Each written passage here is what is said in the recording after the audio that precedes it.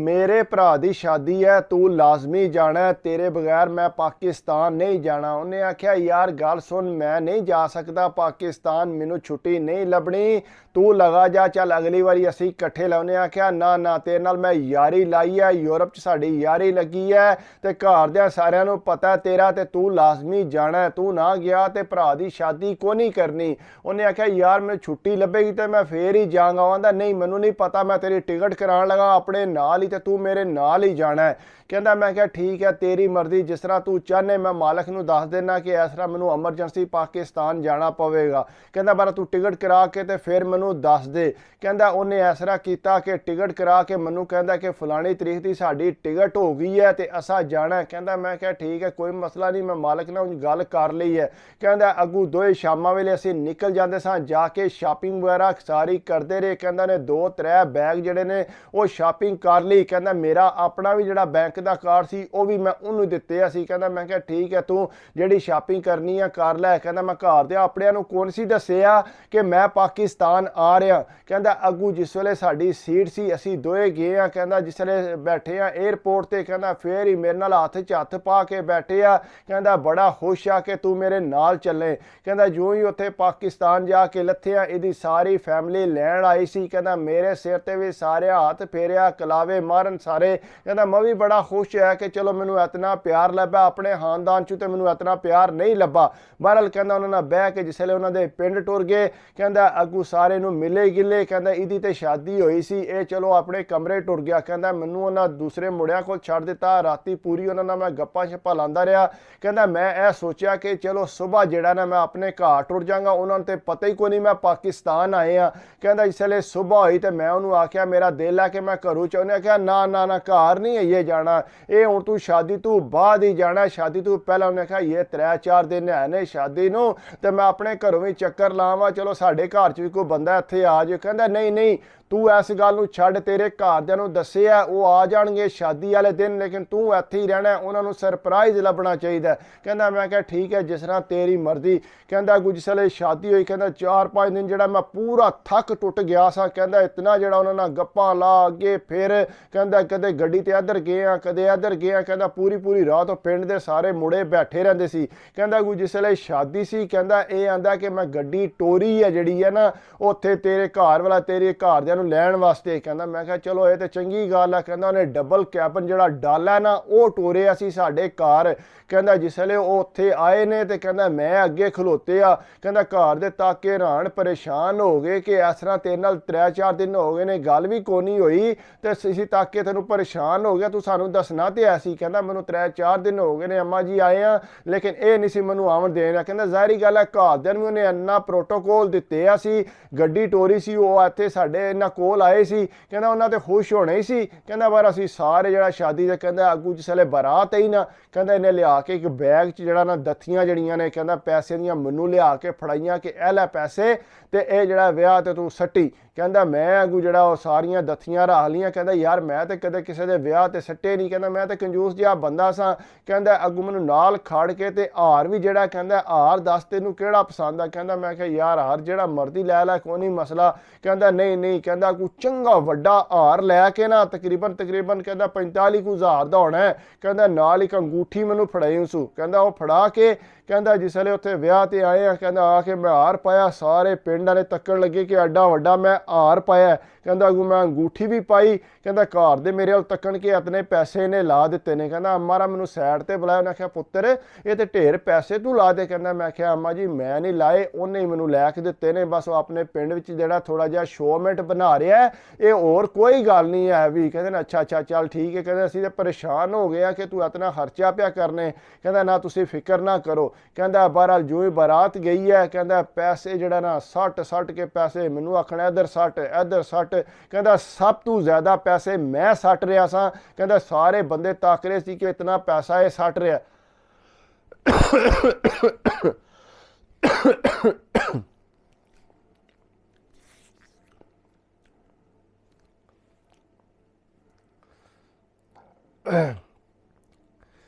कहता सारे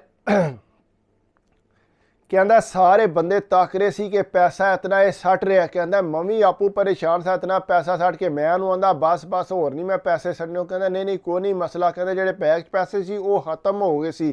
ਕਹਿੰਦਾ ਅੱਗੂ ਮੈਨੂੰ ਹੋਰ ਫੜਾ ਦਿੱਤੇ, ਆ ਲੈ ਤੂੰ ਕੋਈ ਨਹੀਂ ਮਸਲਾ ਸੱਟ। ਕਹਿੰਦਾ ਤੋੜ ਉੱਥੇ ਜਾਣ ਤੱਕ ਜਿਸਲੇ ਉੱਥੇ ਕਹਿੰਦਾ ਬੈਠੇ ਆ ਫਿਰ ਹੀ ਮੈਨੂੰ ਬੜਾ ਪ੍ਰੋਟੋਕੋਲ ਤੇ ਕਹਿੰਦਾ ਦੁੱਧ ਸ਼ੁੱਧ ਮੈਨੂੰ ਦੇਣ ਲੱਗੇ। ਕਹਿੰਦਾ ਸਾਰੇ ਪਿੰਡ ਦੇ ਮੇਰੇ ਅੱਗੇ ਪਿੱਛੇ ਹੋਏ, ਇੰਜ ਲੱਗ ਰਿਹਾ ਸੀ ਕਿ ਮੈਂ ਪਹਿਲਾਂ ਹੀ ਇਸ ਪਿੰਡ 'ਚ ਰਹਿਣਾ ਪਿਆ। ਕਹਿੰਦਾ ਕਿਉਂਕਿ ਮੈਂ ਪ੍ਰੋਟੋਕੋਲ ਹੀ ਜਿਹੜਾ ਢੇਰ ਦੇ ਦਿੱਤੀ ਸੀ ਪੈਸੇ ਸੱਟ ਕੇ। ਕਹਿੰਦਾ ਉਹਨੇ ਢੇਰ ਮੇਰੀ ਵੈਲਿਊ ਬਣਾ ਦਿੱਤੀ ਸੀ। ਬਹਰਹਾਲ ਕਹਿੰਦਾ ਜਿਸਲੇ ਉਹ ਤੂੰ ਬਾਹਰ ਨਿਕਲਿਆ, ਕਹਿੰਦਾ ਦੁਲਹਨ ਲੈ ਕੇ ਨਿਕਲੇ ਨੇ, ਫਿਰ ਹੀ ਮੈਨੂੰ ਪੈਸੇ ਫੜਾਏ ਨੇ। ਕਹਿੰਦਾ 100 ਦੇ ਨੋਟ ਮੈਂ ਉਤਾ ਕਰਕੇ ਸੱਟੇ।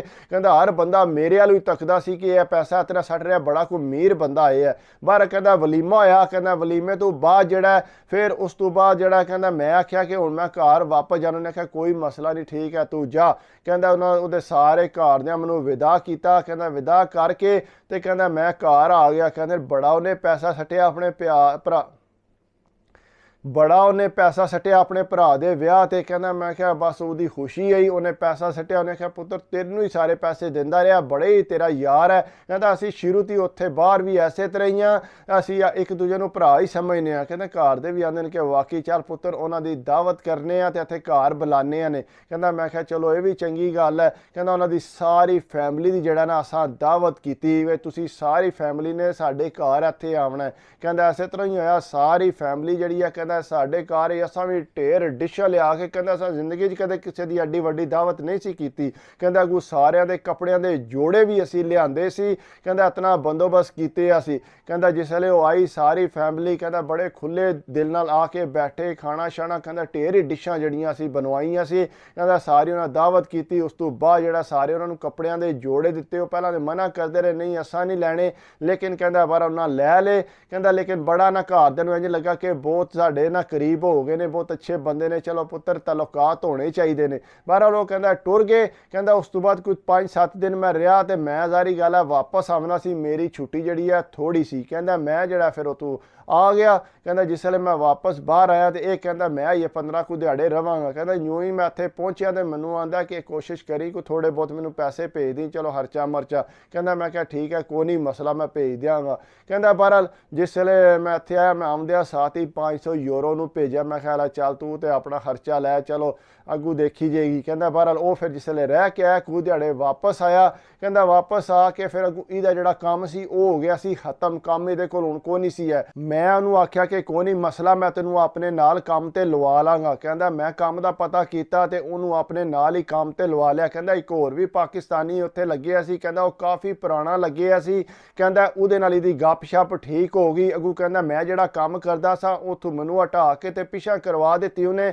ਮੈਂ ਜਿਹੜਾ ਉਹ ਪਿਛਾ ਹੋ ਗਿਆ ਤੇ ਆਪੂ ਇਹ ਅਗਾ ਹੋ ਗਿਆ। ਕਹਿੰਦਾ ਉਲਟਾ ਮੇਰੇ ਨਾਲ ਇਹਦੀ ਗੱਲਬਾਤ ਜਿਹੜੀ ਆ ਉਹ ਘੱਟ ਹੋ ਗਈ। ਕਹਿੰਦਾ ਆਸਤਾ ਆਸਤਾ 3-4 ਮਹੀਨੇ 'ਚ ਅਸੀਂ ਇੱਕ ਦੂਜੇ ਤੋਂ ਥੋੜੇ ਦੂਰ ਹੋ ਗਏ। ਕਹਿੰਦਾ ਮੈਨੂੰ ਆ ਕੇ ਆਖਦਾ ਕਿ ਇਸ ਤਰ੍ਹਾਂ ਤੂੰ ਮੇਰੇ ਪੈਸੇ ਦੇਣੇ ਨੇ, ਮੈਨੂੰ ਪੈਸੇ ਦੇ। ਕਹਿੰਦਾ ਮੈਂ ਉਹਦੇ ਮੂੰਹ ਵੱਲ ਤੱਕਣ ਲੱਗ ਪਿਆ। ਕਹਿੰਦਾ ਮੈਂ ਕਿਹਾ ਮੈਂ ਨਹੀਂ ਤੇਰੇ ਪੈਸੇ ਦੇਣੇ, ਤੂੰ ਮੇਰੇ ਪੈਸੇ ਦੇਣੇ ਨੇ, ਕਿਉਂਕਿ ਮੈਂ ਤੈਨੂੰ 500 ਯੂਰੋ ਟੋਰਿਆ ਸੀ ਪਾਕਿਸਤਾਨ। ਕਹਿੰਦਾ ਅੱਗੂ ਹੱਸਣ ਲੱਗ ਪਿਆ। ਉਹਨੇ ਆਖਿਆ ਗੱਲ ਸੁਣ, ਮੈਂ ਤੇ ਆਪੂ ਨਹੀਂ ਸੀ ਨਾ ਲੈਂਦਾ ਪਿਆ। ਮੈਂ ਕਿਹਾ ਚਲੋ ਆਪੇ ਆਸਤਾ ਆਸਤਾ ਪੈਸੇ ਦੇ ਦੇਗਾ। ਕਹਿੰਦਾ ਮੈਂ ਪਰੇਸ਼ਾਨ ਹੋ ਗਿਆ, ਮੈਂ ਇਹਦੇ ਕਿਹੜੇ ਪੈਸੇ ਦੇਣੇ ਨੇ। ਕਹਿੰਦਾ ਅੱਗੂ ਨੇ ਪਰਚੀ ਕੱਢ ਕੇ ਲੈਂਦੀ ਐਡੀ ਵੱਡੀ। ਕਹਿੰਦਾ ਪਰਚੀ ਲਿਆ ਕੇ ਮੇਰੇ ਅੱਗੇ ਰੱਖ ਕੇ, ਇਹ ਤੱਕ ਮੈਂ ਤੇਰੀ ਪਾਕਿਸਤਾਨ ਦੀ ਐਨੇ ਦੀ ਟਿਕਟ ਕਰਾਈ ਸੀ, ਐਨਾ ਤੇਰਾ ਸਮਾਨ ਨਾਲ ਜਮ੍ਹਾਂ ਕਰਾਇਆ ਸੀ, ਇੱਥੋਂ ਜਿਸਲੇ ਪਾਕਿਸਤਾਨ ਗਏ ਆ ਉੱਥੋਂ ਜਿਹੜੀ ਗੱਡੀ ਕਰਾਈ ਸੀ ਤੇਰੇ ਵਾਸਤੇ ਉਹਦਾ ਇਹ ਕਿਰਾਇਆ। ਫਿਰ ਉਸ ਤੋਂ ਬਾਅਦ ਜਿਹੜੇ ਤੂੰ ਉੱਥੇ ਪੈਸੇ ਸੱਟੇ ਨੇ, ਫਿਰ ਤੇਰੇ ਘਰਦਿਆਂ ਨੂੰ ਜਿਹੜਾ ਗੱਡੀ ਤੇ ਲੈ ਕੇ ਆਇਆ।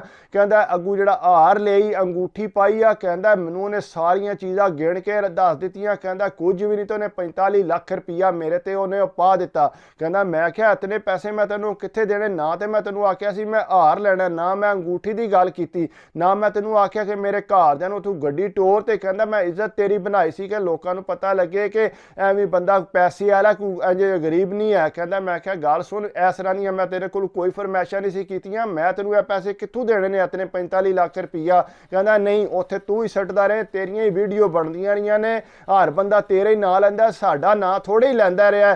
ਕਹਿੰਦਾ ਜੋ ਵੀ ਹੈ ਲੇਕਿਨ ਮੈਂ ਪੈਸੇ ਕੋਹਨੂੰ ਦੇਣੇ। ਉਹਨੇ ਆਖਿਆ ਪੈਸੇ ਤੇ ਤੂੰ ਦੇਂਗਾ, ਪੈਸੇ ਤੂੰ ਕਿਸ ਤਰ੍ਹਾਂ ਨਹੀਂ ਦੇਣੇ ਹੈ। ਕਹਿੰਦਾ ਮੈਂ ਉਹਦੇ ਮੂੰਹ ਵੱਲ ਤੱਕਣ ਲੱਗ ਪਿਆ, ਚੰਗੇ ਭਲੇ ਅਸੀਂ ਯਾਰ ਦੋਸਤ ਹਾਂ ਤੇ ਹੁਣ ਇਹ ਕਿਸ ਤਰ੍ਹਾਂ ਦੀ ਮੇਰੇ ਨਾਲ ਗੱਲ ਪਿਆ ਕਰਦਾ।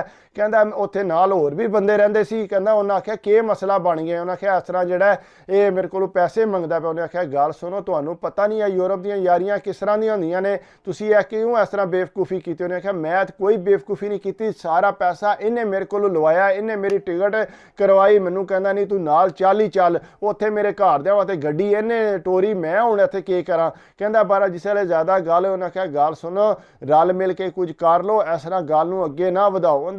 ਕਹਿੰਦਾ ਜਿੰਨੇ ਉਹ ਉੱਥੋਂ ਪੈਸੇ ਦਵਾਏ ਸੀ ਉਹ ਕਹਿੰਦਾ ਨਾ ਪੈਸੇ ਮੈਂ 45 ਲੱਖ ਰੁਪਈਆ ਪੂਰਾ ਲੈਣਾ, ਭਾਵੇਂ ਜੋ ਮਰਜ਼ੀ ਹੋ ਜੇ। ਕਹਿੰਦਾ ਮੈਂ ਕਿਹਾ ਜਾ ਫਿਰ ਲੈਣ ਹੁੰਦੀ ਤੇ ਲੈ ਲੈ। ਕਹਿੰਦਾ ਕੋਈ ਪਿੰਡ ਵਾਲੇ ਬੰਦੇ ਸੀ, ਕਹਿੰਦਾ ਸਾਡੇ ਘਰ ਟੁਰ ਕੇ, ਜ਼ਾਰੀ ਗੱਲ ਆ, ਕਹਿੰਦਾ ਅੱਗੇ ਵੀ ਸਾਡੇ ਘਰ ਗਏ ਸੀ। ਕਹਿੰਦਾ ਗਏ ਉੱਥੇ ਜਾ ਕੇ ਕਹਿੰਦੇ ਕਿ ਇਸ ਤਰ੍ਹਾਂ ਤੁਹਾਡੇ ਮੁੰਡੇ ਨੇ ਸਾਡੇ ਪੈਸੇ ਦੇਣੇ ਨੇ ਤੇ ਮਿਹਰਬਾਨੀ ਕਰਕੇ ਪੈਸੇ ਦਿਓ। ਕਹਿੰਦਾ ਘਰ ਦਿਆਂ ਮੈਨੂੰ ਫੋਨ ਕੀਤਾ ਕਿ ਇਸ ਤਰ੍ਹਾਂ ਉਹ ਜਿਹੜੇ ਪਿੰਡ ਵਾਲੇ ਆਏ ਸੀ, ਕਹਿੰਦਾ ਤੂੰ ਪੈਸੇ ਦੇਣੇ ਨੇ ਉਹਨਾਂ ਦੇ। ਕਹਿੰਦਾ ਮੈਂ ਕਿਹੜੇ ਪੈਸੇ ਦੇਣੇ ਨੇ, ਉਹ ਜਿਹੜੀਆਂ ਵੇਲਾਂ ਸੱਟਦਾ ਰਿਹਾ ਜਾਂ ਜਿਹੜੀ ਅੰਗੂਠੀ ਹੈ ਜਾਂ ਜਿਹੜਾ ਹਾਰ ਹੈ ਉਹ ਸਾਰਾ ਕੁਝ ਮੇਰੇ ਤੇ ਪਾ ਦਿੱਤਾ ਸੂ, ਆਪੂ ਪਹਿਲਾਂ ਮੇਰੇ ਕੋਲ ਦਵਾਉਂਦਾ ਰਿਹਾ, ਹੁਣ ਕਹਿੰਦਾ ਤੂੰ ਉਹ ਪੈਸੇ ਦੇ। ਕਹਿੰਦੇ ਪੁੱਤਰ ਤੈਨੂੰ ਆਖਿਆ ਵੀ ਸੀ ਇਹ ਕੰਮ ਨਾ ਕਰ। ਉਹ ਅੱਗੂ ਕਹਿੰਦਾ ਸਾਡੇ ਮਗਰ ਆਏ ਨੇ, ਕਹਿੰਦੇ ਪੈਸੇ ਦਿਓ। ਕਹਿੰਦੇ ਉਹਨਾਂ ਨੂੰ ਤੁਸੀਂ ਆਖੋ ਕੋਈ ਪੈਸੇ ਸ਼ੈਸੇ ਨਹੀਂ। ਕਹਿੰਦਾ ਮੈਂ ਉਹਨੂੰ ਆਖਿਆ ਗੱਲ ਸੁਣ, ਇਹ ਤੇਰੀ ਮੇਰੀ ਗੱਲ ਹੈ, ਤੂੰ ਪਾਕਿਸਤਾਨ ਕਿਉਂ ਖੜੀ ਹੈ ਗੱਲ। ਉਹਨੇ ਆਖਿਆ ਪਾਕਿਸਤਾਨ ਤੇ ਗੱਲ ਜਾਏਗੀ, ਰੁਪਈਏ ਤੂੰ ਦੇਂਗਾ ਤੇ ਤੇਰੀ ਜਾਨ ਛੁੱਟੇਗੀ। ਕਹਿੰਦਾ ਅੱਗੋਂ ਸਾਰੇ ਮੁੰਡੇ ਡੇਰੇ ਤੇ ਜਿਹੜੇ ਨੇ ਉਹਨੇ ਆਖਿਆ ਯਾਰ ਜ਼ਿਆਤੀ ਨਾ ਕਰ ਇਹਦੇ ਨਾਲ, ਤੂੰ ਆਪੂ ਇਹਨੂੰ ਖੜਿਆ ਤਾਂ ਹੁਣ ਤੂੰ ਇਤਨੀ ਜ਼ਿਆਤੀ ਪਿਆ ਕਰਨੇ। ਕਹਿੰਦਾ ਉਹਨਾਂ ਜਿਸੇ ਸਾਰੀ ਗੱਲਬਾਤ ਕੀਤੀ ਨਾ, ਕਹਿੰਦਾ ਆਖਰ ਤੇ ਕਹਿੰਦਾ ਚਲੋ ਨਾ 45 ਦੇ 30 ਲੱਖ ਰੁਪਈਏ ਤੂੰ ਘੱਟ ਮੈਂ ਕੋ ਨਹੀਂ ਲੈਣਾ। ਕਹਿੰਦਾ ਮੈਂ ਕਿੱਥੋਂ ਦਿਆਂ ਤੇਰੀ। ਕਹਿੰਦਾ ਮੈਂ ਆਖਿਆ ਮੈਂ ਹਾਲੀ ਟਿਕਟ ਦੇ ਪੈਸੇ ਦਿਆਂਗਾ ਜਾਂ ਮੇਰੇ ਘਰਦਿਆਂ ਨੂੰ ਜਿਹੜਾ ਤੂੰ ਗੱਡੀ ਤੇ ਲੈ ਕੇ ਆਏ ਉਹ ਮੈਂ ਪੈਸੇ ਦੇ ਦਿਆਂਗਾ, ਹੋਰ ਮੈਂ ਕੋਈ ਸ਼ੈ ਨਹੀਂ। ਉਹਨੇ ਆਖਿਆ ਤੂੰ ਨਾ ਦੇ, ਮੈਂ ਤੇਰੇ ਢਿੱਡ ਵਿੱਚ ਛੁਰੀਆਂ ਮਾਰਾਂਗਾ। ਕਹਿੰਦਾ ਅੱਗੋਂ ਬੰਦਿਆਂ ਢੇਰ ਸਮਝਾਇਆ। ਉਹਨਾਂ ਆਖਿਆ ਯਾਰ ਛੱਡੋ, ਦਫਾ ਮਾਰੋ ਇਹਨਾਂ ਗੱਲਾਂ ਨੂੰ, ਇਹ ਗੱਲ ਰਹਿਣ ਦਿਓ ਫਿਲਹਾਲ, ਆਪੇ ਬਾਅਦ ਚ ਕਰ ਲਿਓ। ਕਹਿੰਦਾ ਲੇਕਿਨ ਉਹ ਕਹਿੰਦਾ ਕਿ ਮੈਂ ਇਹਦੇ ਕੋਲੋਂ ਪੈਸੇ ਲੈਣੇ ਹੀ ਲੈਣੇ ਨੇ, ਭਾਵੇਂ ਜੋ ਮਰਜ਼ੀ ਹੋ ਜੇ। ਕਹਿੰਦਾ ਬਾਰਾ ਚੰਗੀ ਭਲੀ ਸਾਡੀ ਭੰਡੀ ਹੋਈ। ਕਹਿੰਦਾ ਆ ਜਾ ਕੇ ਜਿਹੜਾ ਨਾ, ਕਹਿੰਦਾ ਉਹਨੇ ਮੇਰੇ ਕੋਲੋਂ 20 ਲੱਖ ਰੁਪਈਆ ਜਿਹੜਾ ਨਾ ਉਹ ਮੇਰੇ ਤੇ ਉਹਨੇ ਪਾ ਹੀ ਦਿੱਤਾ। ਕਹਿੰਦਾ ਮੈਂ ਫਿਰ ਜਿਹੜਾ ਬੜੀਆਂ ਮੁਸ਼ਕਲਾਂ ਨਾਲ ਉਹਨੂੰ ਉਹ ਪੈਸੇ ਦਿੱਤੇ। ਕਹਿੰਦਾ ਪੈਸੇ ਦੇ ਕੇ ਅੱਗੋਂ ਮੈਂ ਕੋਸ਼ਿਸ਼ ਇਹ ਕੀਤੀ ਕਿ ਇਸ ਡੇਰੇ ਤੋਂ ਜਿਹੜਾ ਨਾ ਮੈਂ ਕਿਧਰੇ ਹੋਰ ਟੁਰ ਜਾ। ਕਹਿੰਦਾ ਫਿਰ ਮੈਂ ਅੱਗੋਂ ਪਿੱਛੋਂ ਪਤਾ ਕਰਕੇ ਤੇ ਮੈਂ ਕਿਧਰੇ ਹੋਰ ਟੁਰ ਗਿਆ। ਕਹਿੰਦਾ ਜਿੱਥੇ ਮੈਂ ਕੰਮ ਲੱਗਿਆ ਸਾਂ ਫੈਕਟਰੀ, ਉਹ ਵੀ ਮੈਂ ਕੰਮ ਛੱਡ ਦਿੱਤਾ। ਕਹਿੰਦਾ ਮੈਂ ਕਿ ਇਸ ਤਰ੍ਹਾਂ ਦੀ ਯਾਰੀ ਨਾਲ ਤੇ ਮੈਂ ਉਂਝ ਹੀ ਬਿਹਤਰ ਹਾਂ, ਜੇ ਮੈਨੂੰ ਇਤਨਾ ਨੁਕਸਾਨ ਹੋਣਾ ਤੇ। ਕਹਿੰਦਾ ਮੈਂ ਉਹ ਤੋਂ ਫਿਰ ਨਿਕਲ ਆਇਆ, ਨਿਕਲ ਕੇ ਕਹਿੰਦਾ ਫਿਰ ਮੈਂ ਦੂਸਰੇ ਡੇਰੇ ਤੇ ਆਇਆ। ਕਹਿੰਦਾ ਅੱਗੋਂ ਫਿਰ ਮੈਂ ਆਪਣਾ ਕੰਮ ਸ਼ੁਰੂ ਕਰ ਦਿੱਤਾ, ਲੇਕਿਨ ਕਹਿੰਦਾ ਮੈਂ ਆਪਣੀ ਦੁਕਾਨ ਬਣਾ ਕੇ ਸਿਸਟਮ ਚੰਗਾ ਚਲਾ ਲਿਆ।